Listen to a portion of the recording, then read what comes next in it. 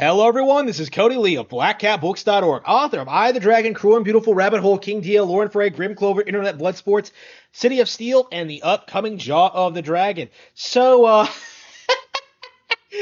Nintendo's redemption arc.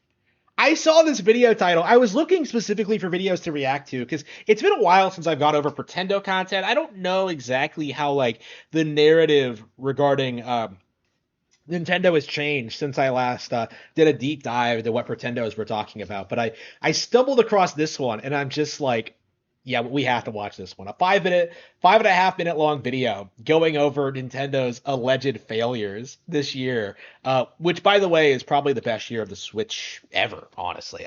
I love Switch's 2022 lineup. So let's go ahead and watch. Can we just talk about what a year it's been for Nintendo?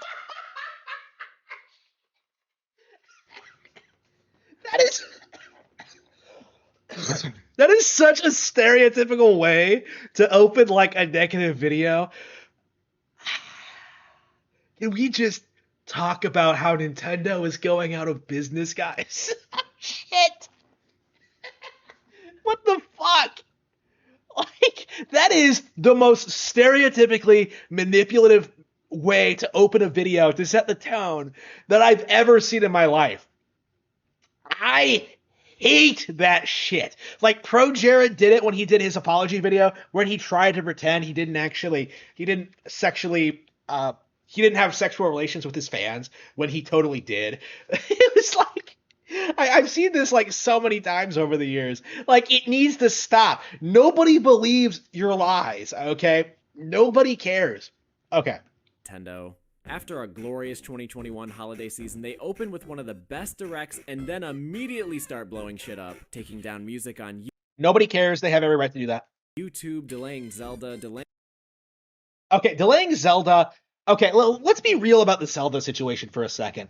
The reason they announce Zelda games to be coming out earlier than they actually do is to, like, please shareholders, right? Like, it's not...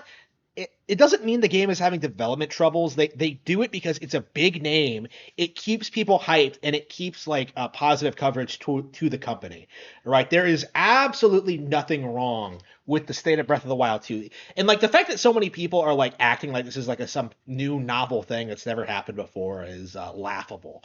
Because I remember back when they said like Twilight Princess was coming out in 2004, 2005. You know, it's not it's not like that unusual. Okay, wait a minute. Hang on. He was going through these slides so quickly. I didn't even have time to talk about like the bullshit. They open with one of the best directs and then immediately start blowing shit up, taking down music on YouTube, delaying Zelda, delaying Advance Wars.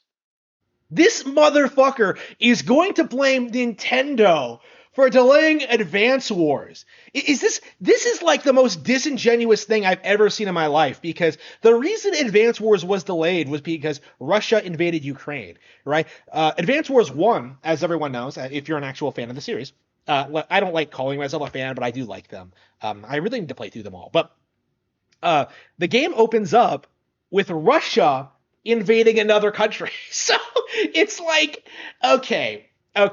If they released Advance Wars when they said they were going to, it would have been like very, very, very poor taste. Okay, there's nothing wrong. I think like basically everyone who was like aware of the situation, like the timing of it and everything, like, yeah, okay, like just delay it for as long as you need to.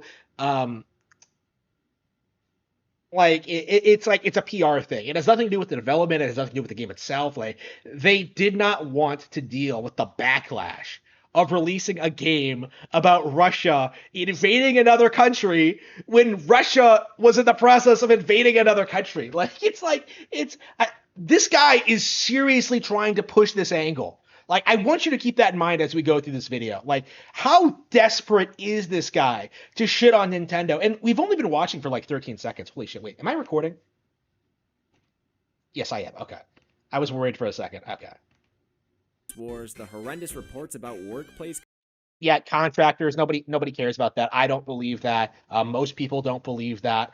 People like RGT will clickbait about it, but yeah, I don't think it's a big deal. Conditions, no general E3 Direct, and... Bitching about the Direct? Are you fucking serious? Have you seen how loaded this year is?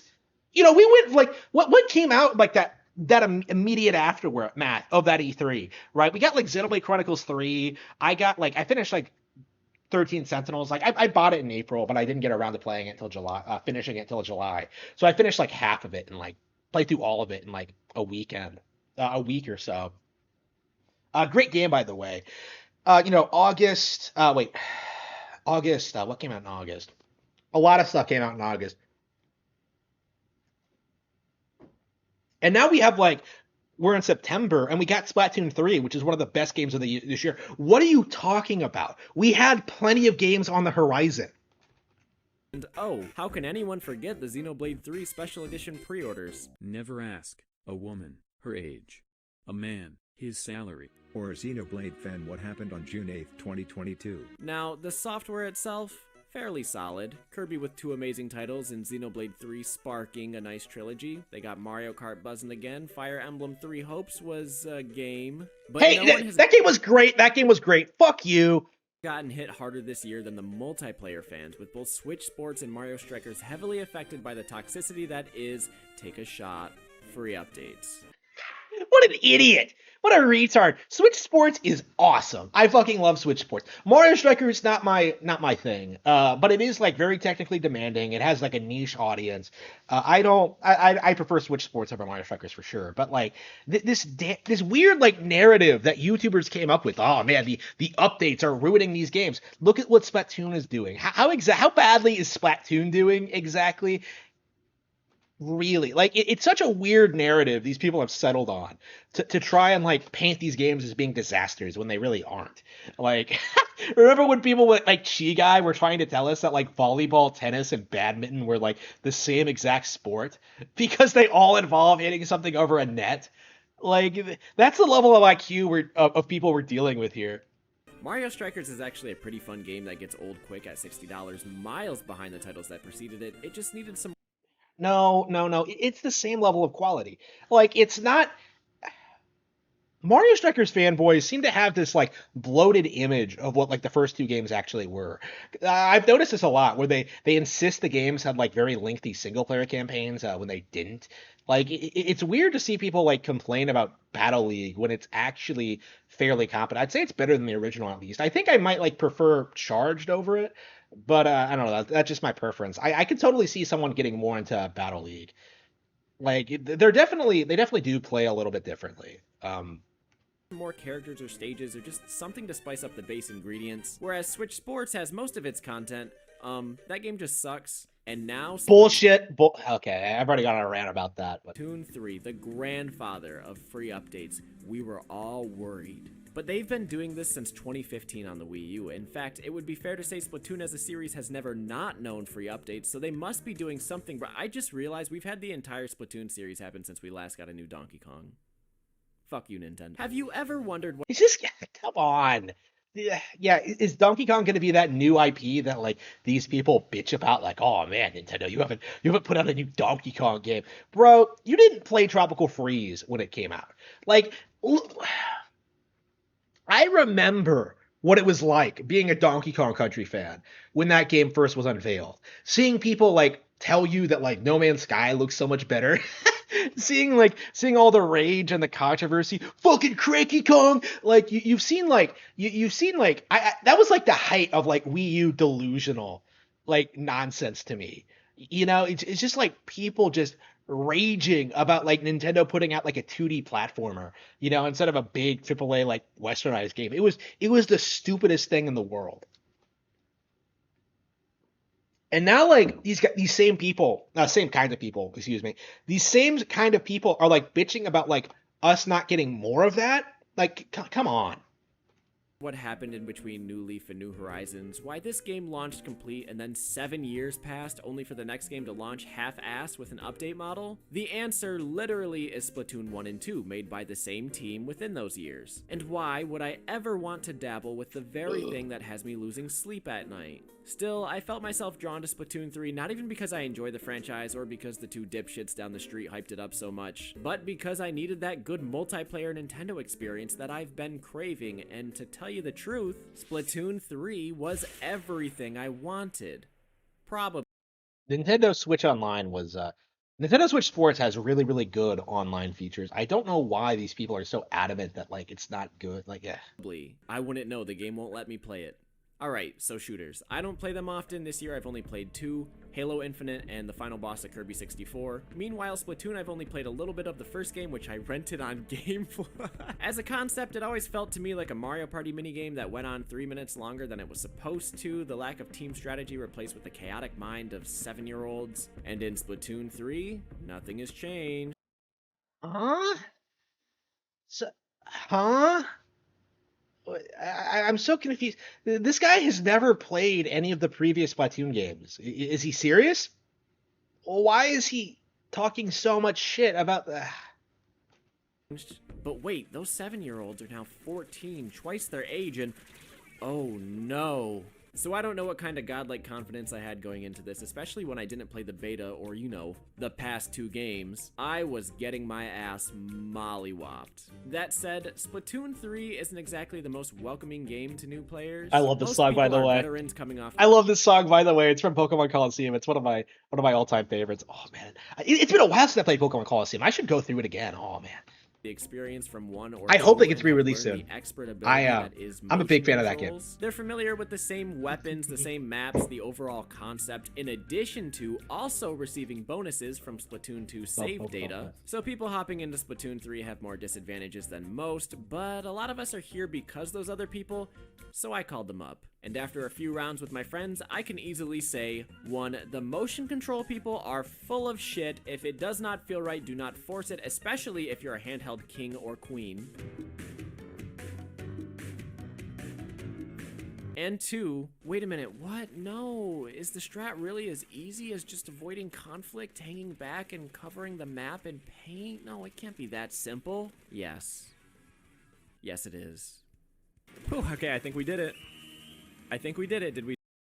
This is his footage. He's like the worst Splatoon 3 player I've ever seen in my life. Like I've seen Darkside Phil play the game, and I think Phil is more competent than this motherfucker. Do it? Did it work? Did we do it? Did... Hello? Is that... Whoa. Did we do anything at all? Was it all for nothing? Are we... Oh. Did...